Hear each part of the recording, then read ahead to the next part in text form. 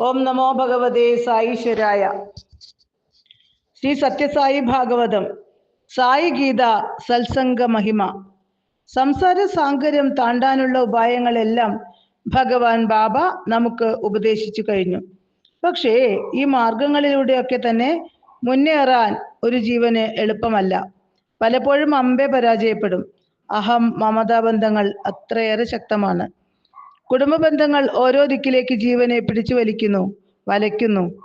ഇതിലൊന്നും കാര്യമില്ലെന്ന് അറിഞ്ഞാൽ പോലും ഉപേക്ഷിക്കാൻ കഴിയുന്നില്ല. ശാരീരിക തലത്തിൽ എല്ലാം ഉപേക്ഷിച്ച് അകന്നിരുന്നാലും മനം ഉപേക്ഷിച്ച വസ്തുവിലും ബന്ധത്തിലും ഒട്ടി നിൽക്കുന്നു. അത്തരം ഉപേക്ഷ കൊണ്ട് എന്ത് ഫലം? ബന്ധുമിത്രാദികൾ ഇപ്രകാരം സ്നേഹപാശത്താൽ കെട്ടിവലിച്ച് മൃഗസമാനമായി ജീവനെ ഒരു വശത്ത് പന്താടുന്നു, മറുവശത്ത് വിഷയസുഖങ്ങൾ വാസനാപ്രേരിതമായി തട്ടിക്കളിക്കുന്നു. ഈ രണ്ട് ഭീകരമായ പിടുത്തത്തിൽ നിന്ന് എങ്ങനെ രക്ഷപ്പെടാനാകും? ആർക്കതിന് കരുത്തുണ്ട്? തപസ്സും മനോബലവും വ്രതാദികളുമൊക്കെ നിഷ്ഫലമായോ എന്ന് ജീവന് തോന്നുന്ന അവസ്ഥയാണിത്. ശരണാഗതി അടയൂ എന്ന് പലരും ഉപദേശിക്കുന്നു. പക്ഷെ കഴിയണ്ടേ? ഞാനിതാ ശരണാഗതി അടയുന്നു എന്ന് പറഞ്ഞ് കിടന്നു നമസ്കരിച്ചാലും അഹന്ത അടങ്ങുന്നില്ലല്ലോ. ഇത്തരം അവസ്ഥയിൽ ക്ലേശിക്കുന്ന ജീവന് വളരെ എളുതായ ഒരു വഴി ഭഗവാൻ ബാബ തെളിച്ചു തരുന്നു. അതാണ് സത്സംഗം. സത്സംഗം എന്നാൽ ഈശ്വരനുമായിട്ടുള്ള സംഘം, അല്ലെങ്കിൽ ഈശ്വരനെ അനുഭവിച്ചവരുമായിട്ടുള്ള സംഘം, അതുമല്ലെങ്കിൽ ഈശ്വര ചിന്ത ഉണർത്തുന്ന ഏതൊന്നുമായിട്ടുള്ള സംഘവും സത്സംഗം എന്ന് വിശാലമായി പറയാം. തീക്കനലുമായി തൊട്ടിരിക്കുന്ന ഇരുമ്പ് ചട്ടുകം എപ്രകാരം സ്വപ്രയത്നം കൂടാതെ തന്നെ ചൂട് പിടിച്ചു പഴുക്കുന്നുവോ, അതുപോലെ തന്നെ സജ്ജനങ്ങളുമായി ബന്ധപ്പെടുന്നയാൾ താൻ അറിയാതെ തന്നെ പരിവർത്തനത്തിന് വിധേയമാകും. ഭക്തചരിതങ്ങളിൽ ഇതിന് ഉദാഹരണങ്ങൾ എത്രയേറെ. രത്നാകരന് സപ്തർഷികളുമായി സംഘം വന്നു. അങ്ങനെ അദ്ദേഹം വാൽമീകിയായി. അങ്കുലിമാല ശ്രീബുദ്ധ സാമീപ്യത്താൽ പവിത്രീകരിക്കപ്പെട്ടു. ഗിരീഷ് ഘോഷ്, കാളിപദ ഘോഷ് തുടങ്ങിയവർ ശ്രീരാമകൃഷ്ണ പരമഹംസ ബന്ധം മൂലം കുത്തഴിഞ്ഞു പോയ തങ്ങളുടെ ജീവിതം വീണ്ടെടുത്ത് ധന്യമാക്കി. ചൈതന്യ മഹാപ്രഭു, മാധായി, നിധായി എന്നിവരെ രക്ഷിച്ചു. സത്സംഗ മഹിമയുടെ ആഴമറിയാൻ വിവേകാനന്ദ സ്വാമികളുടെ ജീവിതത്തിലെ ഒരനുഭവം അറിഞ്ഞാൽ മതിയാകും. കഠിനമായി ജോലി ചെയ്തു ക്ഷീണിതനായി വിവേകാനന്ദ സ്വാമികൾ മായാവതിയിൽ ഹിമാലയത്തിൽ വിശ്രമിക്കുന്ന സമയം അവിടെ അദ്ദേഹം ഒരു യോഗിയെ കണ്ടുമുട്ടി. ഉത്തമ സാധകൻ. സംസാരമധ്യേ വിവേകാനന്ദ സ്വാമികൾ ഭാരതത്തിലെ അറിയപ്പെടാത്ത മഹത്തുക്കളെ കുറിച്ച് പറഞ്ഞു. അക്കൂട്ടത്തിൽ പവഹാരി ബാബയും സ്മരിക്കപ്പെട്ടു. ആഹാരം കഴിക്കാത്ത ഒരു യോഗിയാണ് അദ്ദേഹം. മിക്കവാറും മൗനം തന്നെ. ഒരു ഗുഹയിൽ ഒറ്റയ്ക്കാണ് വാസം. സ്വാമികൾ പവഹാരി ബാബയുടെ ജീവിതത്തിലെ ഒരു സംഭവം യോഗിയോട് പറഞ്ഞു. ഒരിക്കൽ ഒരു മോഷ്ടാവ് പവഹാരി ബാബയുടെ ഗുഹയിൽ കയറി. അതിനകത്ത് ധാരാളം സമ്പത്തുണ്ടെന്നായിരുന്നു കള്ളന്റെ കണക്കുകൂട്ടൽ. രാത്രി അയാൾ മോഷ്ടിക്കാൻ ഗുഹയിൽ കയറി. പക്ഷെ അയാൾക്ക് ഒന്നും കിട്ടിയില്ല. ബാബ നല്ല ഉറക്കത്തിൽ. കള്ള നിരാശയോടെ ബാബയുടെ കമണ്ടലി എടുത്ത് പുറത്തു കടക്കാൻ തുടങ്ങി. എവിടെയോ കാല് തട്ടി കള്ളന്റെ കയ്യിൽ നിന്ന് കമണ്ടലി താഴെ വീണു. ശബ്ദം കേട്ട് ബാബ എഴുന്നേറ്റു. കള്ളൻ ഓടി. ബാബയ്ക്ക് കാര്യങ്ങൾ പിടികിട്ടി. അദ്ദേഹം കമണ്ടലി എടുത്തുകൊണ്ട് നാരായണ നിൽക്കൂ എന്ന് പറഞ്ഞ് കള്ളന്റെ പിറകെ പാഞ്ഞു. കള്ളൻ പരിഭ്രമിച്ചു പോയി. ബാബ ഓടി ചെന്ന് കള്ളനെ പിടികൂടി കമണ്ടല് കൊടുത്തിട്ട് പറഞ്ഞു, നാരായണ, എന്തിനിങ്ങനെ രാത്രിയിൽ വരുന്നു? പകൽ വന്ന് എടുത്തുകൂടെ? എനിക്കുള്ളതെല്ലാം അങ്ങയുടേതല്ലേ, പിന്നെന്തിന് ക്ലേശിച്ചു വന്ന് കൊണ്ടുപോകണം? ബാബയുടെ സ്പർശം, സംഭാഷണം ഇതെല്ലാം കള്ളനെ വല്ലാതാക്കി. സംഭവം പറഞ്ഞ ശേഷം വിവേകാനന്ദ സ്വാമികൾ പറഞ്ഞു, സർവ്വതിലും സമബുദ്ധിയുള്ള മഹത്തുക്കൾ ഭാരതത്തിൽ ഇന്നും ഒട്ടേറെയുണ്ട്. അവരെ ആരും അറിയുന്നില്ല. അവരുടെ സാന്നിധ്യം കൊണ്ടാണ് ഈ നാട് നിലനിൽക്കുന്നത് തന്നെ. സ്വാമിയുടെ വാക്കുകൾ കേട്ട് യോഗിയുടെ മിഴികൾ നിറഞ്ഞൊഴുകി. വികാരം നിയന്ത്രിക്കാൻ അദ്ദേഹം പണിപ്പെട്ടു. അത് കണ്ട് വിവേകാനന്ദ സ്വാമി തിരക്കി, അങ്ങ് വളരെ വികാരാധീനനായല്ലോ. പവഹാരി ബാബയെ അങ്ങ് ദർശിച്ചിട്ടുണ്ടോ? വിറയാർന്ന ശബ്ദത്തോടെ യോഗി പറഞ്ഞു, അങ്ങ് പറഞ്ഞ സംഭവകഥയിലെ കള്ളൻ ഞാനാണ്. ഒരു മഹാത്മാവിന്റെ സ്പർശം മാത്രം ഒരു കള്ളനെ മഹാത്മാവാക്കി തീർത്തു. സത്സംഗം സ്ഥൂലാർത്ഥത്തിൽ സംഭവിച്ചാൽ പോലും എത്ര ശക്തം! ഈ സംഭവത്തിൽ മറ്റു യാതൊരു പ്രക്രിയയും നടന്നിട്ടില്ല.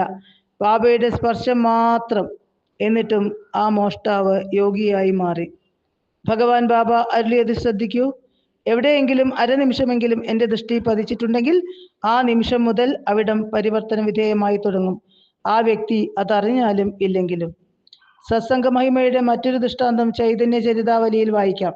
നാമലഹരിയിലാണ്ട് കടലിൽ മുങ്ങിപ്പോയ ചൈതന്യ മഹാപ്രഭു ഒരു മുക്കുവന്റെ വലയിൽപ്പെട്ടു. മുക്കുവൻ വല വലിച്ചു കയറ്റി.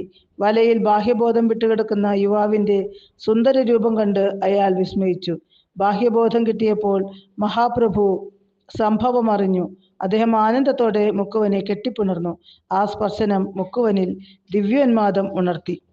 മുക്കുവൻ വീട്ടിലെത്തി.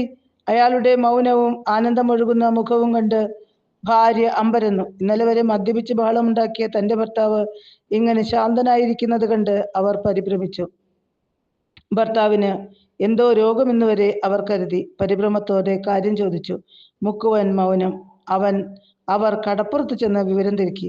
അപ്പോഴാണ് സുന്ദരനായ ഒരു വെളുത്ത യുവാവ് തന്റെ ഭർത്താവിന്റെ വലയിൽ കുടുങ്ങിയതും രക്ഷിക്കപ്പെട്ടതും കെട്ടിപ്പിടിച്ചതുമെല്ലാം അറിയുന്നത്. അവർ കടൽ തീരം വഴി നടന്നു. ഒടുവിൽ ചൈതന്യ മഹാപ്രഭുവിനെ കണ്ടെത്തി. തന്റെ ഭർത്താവിനെ പഴയതുപോലെ ആക്കി തരണമെന്ന് അവർ കരഞ്ഞു പ്രാർത്ഥിച്ചത്രേ. പ്രഭു അരുളി, അവൻ കൃഷ്ണകൃപ നേടിയിരിക്കുന്നു. അതിന്റെ ആനന്ദമാണിത്. ജന്മങ്ങളേറെ തപസ് ചെയ്തിട്ടും യോഗികൾക്ക് പോലും കിട്ടാത്ത മഹാഭാഗ്യമാണ് അവന് കിട്ടിയത്. സത്സംഗത്തിന്റെ മഹിമ ഓർത്തു നോക്കൂ. ശ്രീരാമകൃഷ്ണ ചരിതത്തിൽ അത്ഭുതകരമായ ഒരു സത്സംഗ മഹിമ കാണാം.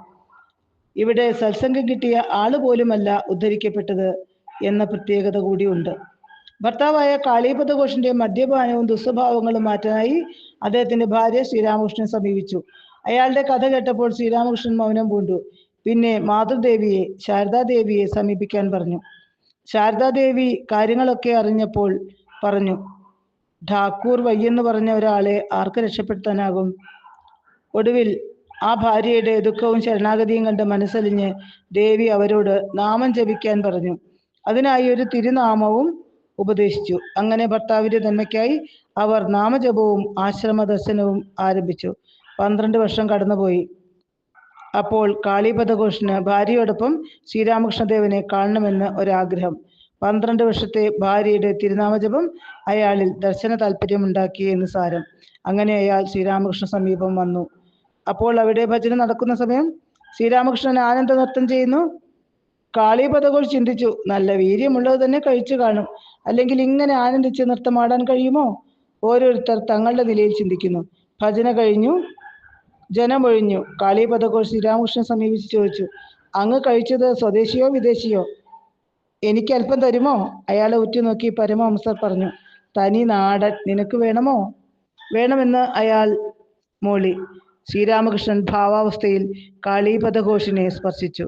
കൃപാസ്പർശം. അതോടെ അയാൾ പൊട്ടിക്കരയാൻ തുടങ്ങി. അയാളിലെ അഹങ്കാര ഗ്രന്ഥികൾ പൊട്ടിത്തകർന്നു. ആ നിമിഷം അയാൾ മറ്റൊരാളായി മാറി. അങ്ങനെ കാളീപദ ഘോഷ് ഇന്ന് ശ്രീരാമകൃഷ്ണ ചരിത്രത്തിന്റെ ഭാഗവുമായി. മറ്റൊരാളുടെ പ്രാർത്ഥന വഴി കിട്ടിയ സത്സംഗം പോലും ഒരു ജീവനെ രക്ഷിക്കുന്നു. ഇതിലേറെ എന്താണ് സത്സംഗത്തിന്റെ മഹിമ പറയാനുള്ളത്?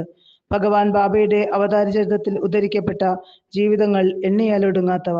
പക്ഷേ അവയുടെ എല്ലാം കിരീടമണിയാനായി ശോഭിക്കുന്നത് സായി ഗീതയുടെ ചരിതം തന്നെ. മൃഗയോനിയിൽ ജന്മമെടുത്ത ഒരു ആനക്കുട്ടി ജീവിത സാക്ഷാത്കാരം നേടിയ പുണ്യചരിതം. ഭഗവത് കൃപയാൽ എന്തിനും ഏതിനും ഏതു നിമിഷവും സായുജ്യം നേടാമെന്നതിന് സായി ഗീതയുടെ ചരിതം തന്നെ ഉത്തമ ദൃഷ്ടാന്തം. ചോദിക്കൂ, അനുസരണ.